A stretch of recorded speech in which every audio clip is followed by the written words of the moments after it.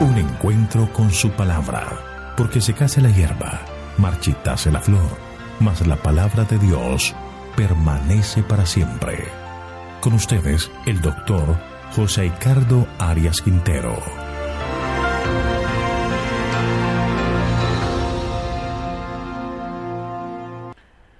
Hoy vamos a estudiar Salmo capítulo 17.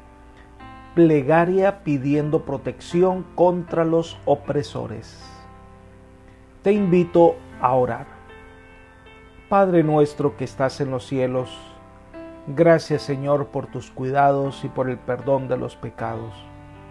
Te pedimos en este momento que nos bendigas en el estudio de tu palabra, que nos ayudes a entenderla y sacar lecciones que fortalezcan nuestra fe. Todo te lo pedimos y agradecemos en el nombre de Jesús. Amén.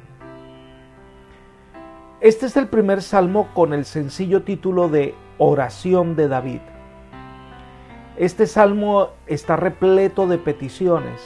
Acosado por sus enemigos, el salmista con frecuencia suplicaba en ferviente oración el favor de Dios.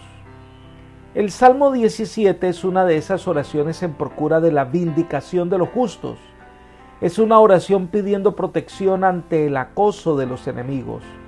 Se siente acorralado, se siente indefenso, pero tiene la seguridad que Dios es su fortaleza y su poder. David afirma en ella una confianza en que Dios oirá su plegaria. Ruega que sea guardado en un mundo impío y medita en su satisfacción cuando por fin vea a Dios cara a cara. Esta oración podemos dividirla así. La primera parte son apelaciones pidiendo respuesta y reconocimiento, que son los versículos que van del 1 hasta el 5. David comienza con una expresión de seguridad que el Señor escucha sus clamores. Leamos los versículos 1 y 2. Oye, Jehová, una causa justa, atiende a mi clamor, escucha mi oración, hecha de labios sin engaño, de tu presencia proceda mi defensa, vean tus ojos la rectitud. El lenguaje de introducción es el lenguaje del Tribunal de Justicia, y David comparece ante el Supremo Juez para presentar su causa. Como David confía en que la justicia está de su parte, puede pedir la ayuda de Dios. Él es quien va a vindicar su causa, confía en que Dios lo va a defender de sus enemigos. Cuando nos acercamos al Señor, debemos tener la seguridad que Él nos escucha y que está atento a nuestro clamor. David ahora le pide a Dios que tenga en cuenta los propósitos que Él se ha hecho con su vida. Leamos los versículos 3 al 5. Tú has probado mi corazón, me has visitado de noche, me has puesto a prueba y nada malo hallaste. He resuelto que mi boca no cometa delito. En cuanto a las obras humanas, por la palabra de tus labios, yo me he guardado de las sendas de los violentos. Afirma mis pasos en tus caminos, para que mis pies no resbalen. David reconoce que Dios le ha probado, lo ha examinado y lo ha encontrado inocente. Habla de la noche, que es cuando los malos traman la maldad, y allí el Señor lo ha probado, lo ha afinado como se afina el metal. Y el Señor, que todo lo conoce, nada vil ha encontrado. Sus motivos lo declaran inocente. Y entonces hace una resolución de cuidar sus labios, donde el don del habla lo va a usar no para cometer iniquidad, sino para alabar a Dios. Siente que el Señor sabe que Él es una persona sincera. David reconoce que se ha librado del pecado por haber acatado la palabra de Dios y no por su propia fuerza o voluntad. El versículo 5 presenta un sentir importante de los hijos de Dios. Leamos: afirma mis pasos en tus caminos para que mis pies no resbalen. Cada día se debe examinar el corazón para que no nos desviemos del camino. Cuando nos encontremos en una situación como la del salmista, haríamos bien en orar para ser firmes y constantes. Un pecado que se fomenta puede hacer resbalar, Solo los principios puros pueden guiar por el camino correcto. Esta petición debe ser nuestra cada día, porque el pecado tiende a atraparnos y alejarnos de Dios de manera muy sutil. Ellen de White usa este versículo precisamente para hablar de la vigilancia que debemos ejercer para no ser atrapados por el pecado. Ella dice: es cosa peligrosa albergar en el corazón un rasgo anticristiano. Un solo pecado que se conserve irá depravando el carácter y sujetará al alma del deseo de todas sus facultades más nobles. La eliminación de una sola salvaguardia de la conciencia, la gratificación de un solo hábito pernicioso, una sola negligencia con respecto a los altos requerimientos del deber, quebrantan las defensas del alma y abren el camino a Satanás para que entre y nos extravíe. El único procedimiento seguro consiste en elevar diariamente con corazón sincero la oración que ofrecía David: sustenta mis pasos en tus caminos, porque mis pies no resbalen. Patriarcas y Profetas, página 481. La única seguridad que tenemos es seguir al Maestro, es caminar con Jesús. Él es quien sustenta nuestros pasos y nos da la victoria. Más adelante ella dice: no debéis sorprenderos si no os es placentero todo lo que hay en el camino hacia el cielo. No vale la pena mirar nuestros propios defectos. Mirando a Jesús, se desvanece la oscuridad y brilla la verdadera luz. Avanzad diariamente, pronunciando la oración de David: sustenta mis pasos en tus caminos para que mis pies no resbalen. En todos los caminos de la vida hay peligros, pero estamos seguros si seguimos donde el Maestro nos guía, confiando en aquel cuya voz oímos que nos dice: sígueme. El que me sigue no andará en tinieblas, sino que tendrá la luz de la vida. Repose vuestro corazón en su amor. Necesitamos santificación del alma, cuerpo y espíritu. Esto debemos buscar. Esto lo encontramos en New Life, número 11, la página 2. Un aspecto más debemos evitar: que nuestras oraciones se vuelvan una rutina en la que solo expresamos una repetición sin sentir lo que decimos. La oración debe ser una experiencia diaria con Dios. Debe ser algo que nos conecta con el Todopoderoso y nos mantiene en una relación estrecha, permanente, constante con Él. La segunda parte de este salmo son los versículos 6 al 12. Son apelaciones pidiendo rescate y liberación. David presenta sus necesidades de rescate. Leamos los versículos 6 al 8. Yo te he invocado por cuanto tú, Dios, me oirás. Inclina a mí tu oído, escucha mi palabra. Muestra tus maravillosas misericordias, tú que salvas a los que se refugian a tu diestra, de los que se levantan contra ellos. Guárdame como la niña de tus ojos, escóndeme bajo la sombra de tus alas. Es interesante cómo David expresa cuando él se refiere a que Dios está atento. Dice: por cuanto tú, Dios, me oirás.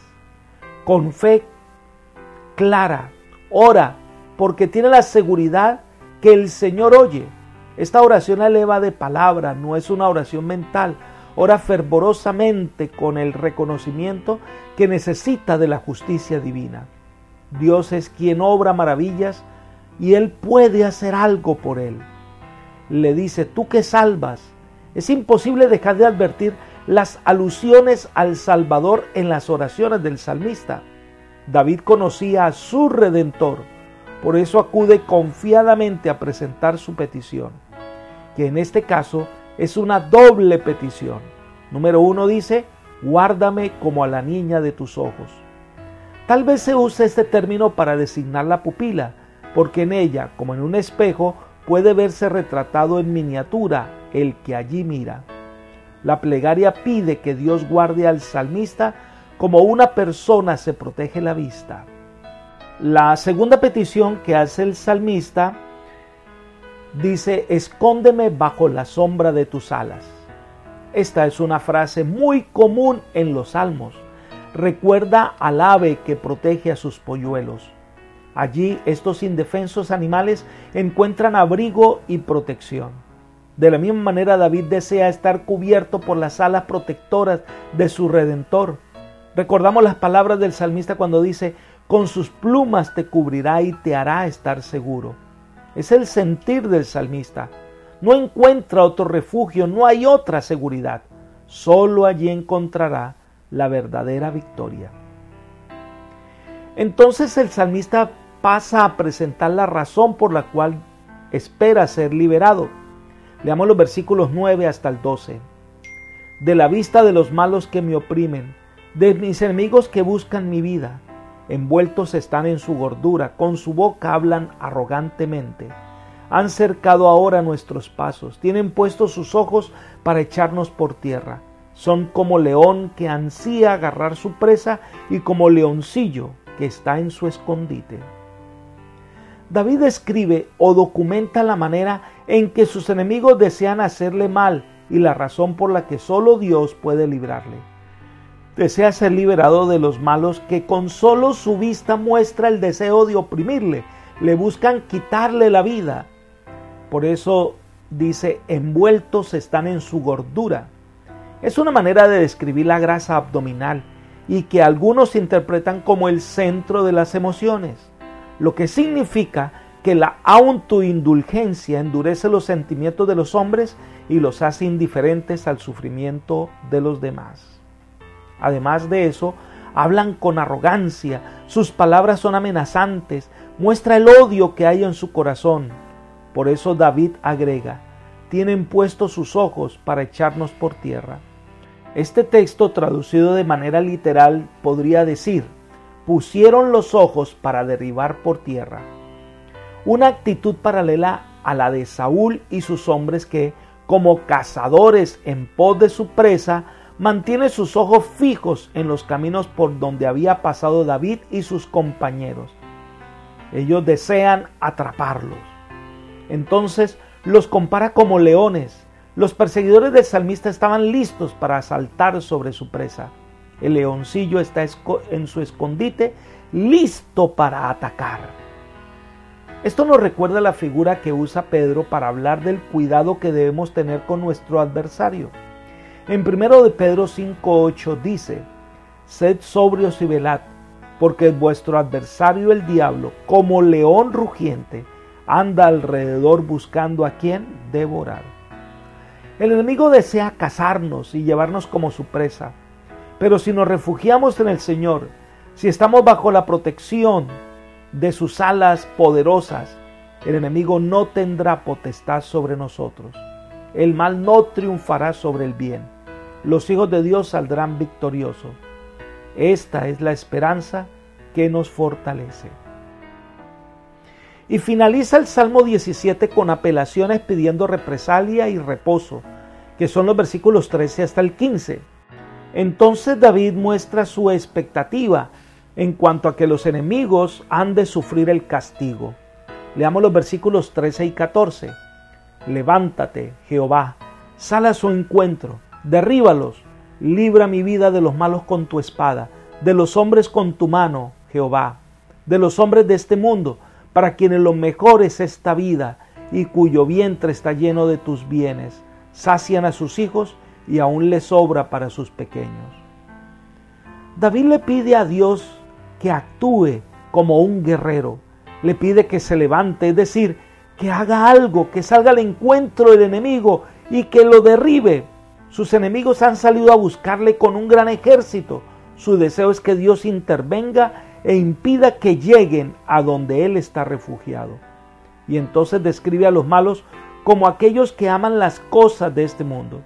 Tales personas tienen como fin su existencia en la gratificación material. La satisfacción sensual, además, es su máxima ambición y su única esperanza de recompensa. Por esto subordinan todo a sus intereses presentes y dejan a Dios fuera de sus cálculos. Los impíos logran su propósito, son materialistas y prosperan en las cosas de este mundo. La vida futura no tiene cabida en sus pensamientos. Han perdido su derecho a la satisfacción eterna porque les interesa más la complacencia transitoria. Esto nos muestra una respuesta parcial a una de las más profundas preguntas del creyente en Dios. ¿Por qué prosperan los impíos? Pues su prosperidad solo dura el breve lapso de esta vida, lapso que no tiene ninguna importancia cuando se lo compara con la prosperidad eterna de los justos. Y termina el Salmo con la seguridad de su propio reposo. Versículo 15. En cuanto a mí, veré tu rostro en justicia. Estaré satisfecho cuando despierte a tu semejanza. Se presenta un vivo contraste entre el salmista y el mundano. En vez de envidiar al impío por sus placeres pasajeros, David anhela tener la alegría de ver a Dios cara a cara. El compañerismo con Dios, la comunión con el Creador, es la mayor satisfacción del alma piadosa. Adquirir la naturaleza moral de Dios es el más excelso anhelo que debemos tener los seres humanos. Ahora, hay elementos importantes en este pasaje que también los encontramos en 1 de Juan 3:2, donde dice: Amados, ahora somos hijos de Dios, y aún no se ha manifestado lo que hemos de ser, pero sabemos que cuando Él se manifieste, seremos semejantes a Él, porque le veremos tal como Él es. Aquí se presentan tres cosas importantes. Número 1, la satisfacción suprema. Número 2, una gran transformación. Y número 3, una visión dilatada, es decir, una visión que ve hacia el futuro. Todo esto prueba que el salmista creía en la resurrección de los muertos y en la vida futura. El Salmo 15 es una oración que termina con la esperanza de la resurrección, de la vida eterna. Seré despertado en justicia, seré semejante a ti, dice el salmista. Los salmos de David nos hablan de la restauración de todas las cosas. Estos versículos hablan de victoria y podemos ver en ellos una canción para los fieles hijos de Dios en el tiempo del fin. El Señor se levantará y librará a su pueblo, y ellos le verán en justicia y serán transformados a su imagen. Apreciados amigos y hermanos, la vida de David representa la vida de los hijos de Dios que enfrentan luchas, pero pueden alcanzar la victoria. Miremos el siguiente comentario de Elena de White. Ella dice: David era un hombre representativo. Su historia es de interés para cada alma que se esfuerce por ganar victorias eternas. En su vida luchaban dos poderes para lograr la supremacía. La incredulidad reunió sus fuerzas y trató de eclipsar la luz que brillaba sobre él desde el trono de Dios. Día tras día continuaba la batalla en su corazón. Satanás disputaba cada paso de avance que daban las fuerzas de la justicia. David comprendió lo que significaba luchar contra principados y potestades, contra los gobernadores de las tinieblas de este siglo. A veces parecía que el enemigo iba a ganar la victoria, pero al fin vencía la fe, y David se regocijaba en el poder salvador de Jehová. Todo seguidor de Cristo debe pasar por la lucha por la cual pasó David. Satanás ha descendido con gran poder sabiendo que su tiempo es corto. Se libra la lucha entre la vista plena del universo celestial y hay ángeles que están listos para levantar un estandarte contra el enemigo en favor de los acosados soldados de Cristo y de poner en sus labios cantos de victoria y regocijo. Esto está en el manuscrito 38 del año 1905. Mi querido amigo, cuando la crisis se hace presente y nos sentimos rodeados por el mal, cuando el enemigo nos acecha como león que busca la presa, el mejor lugar para encontrar paz y seguridad es bajo las alas del Omnipotente. Como el hombre protege la niña de sus ojos, así somos de valiosos para nuestro Dios. Amigo, solo Dios puede resolver tus problemas si confías en Él. Él te librará de la angustia si te refugias en sus brazos. Confía en Él siempre. El Señor te dará la victoria. Que el Señor te proteja y te guíe hoy. Es mi oración por ti. Amén.